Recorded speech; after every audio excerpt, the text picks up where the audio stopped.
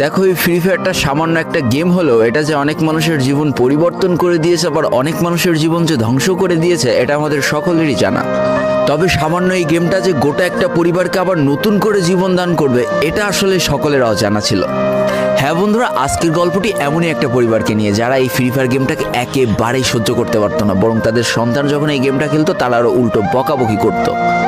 আর ভাগ্যের কি অপূর্ব লীলা খেলা, তখন সেই গেমটা আজকে গোটা পরিবারটাকে বাঁচিয়ে রেখেছে। আর এখন তার বাবা মাও উৎসাহ দেয় তাদের সন্তানকে যে ফ্রি ফায়ার খেলো। এজন্যই চলো জেনে আসি আসলে কি এমন ঘটেছিল ওই পরিবারটার সাথে। তো বেশি ব্যাকপ্যাক না করে ছোট্ট একটা ইন্ট্রো দিয়ে আজকের ভিডিও শুরু করা যায়। তো আজকের গল্পটা শুরু হতে চলেছে ছোট্ট একটা গ্রামের ছোট্ট একটা পরিবারকে নিয়ে।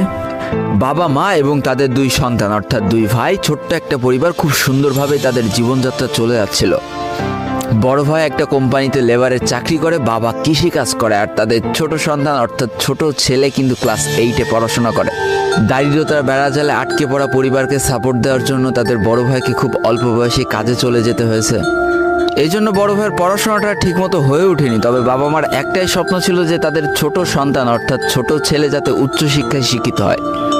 এই জন্য বাবা কৃষিকাজ করলেও সারাদিন মাঠে তুমুল কষ্ট করে এসে বাসায় যখন এসে দেখতো তাদের ছোট সন্তান পড়াশোনা করতেছে, সমস্ত কষ্ট এক চান্সে দূর হয়ে যেত।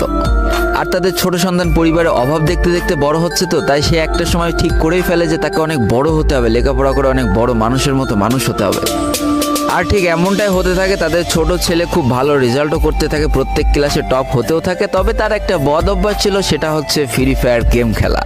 করোনা চলার সময় যখন তার স্কুল বন্ধ হয়ে যায়, তখন তার বাবা এবং বড় ভাইয়ের জমানো কিছু টাকা দিয়ে তাকে একটা ফোন কিনে দেওয়া হয় অনলাইনে ক্লাস করার জন্য। তার ফোনটা ছিল 3 GB র্যামের একটা ফোন। তবে এইখান থেকেই তার ফ্রি ফায়ার গেমের সাথে পরিচয় হওয়া।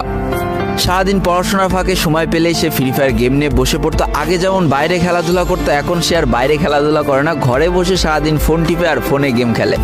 এদিকে তার বাবা মা যখন ফ্রি ফায়ার গেম খেলা দেখতো তখন প্রচণ্ড পরিমাণ রেগে যেত, এমনকি মারধর পর্যন্ত করতো যে তুই এই গেম খেলা বাদ দিয়ে দে। তবে তাদের ছোট ছেলে যতই বাবা মার বাধ্য সন্তান হোক না কেন, ফ্রি ফায়ার গেমটা ছাড়তে সে একেবারেই নারাজ। প্রথম দিকে পড়াশোনার ফাঁকে ফাঁকে গেম খেললো, যখন তার বাবা মা তাকে বকা শুরু করে তখন সে রাতের অন্ধকারে গেম খেলা শুরু করে। তবে বন্ধুরা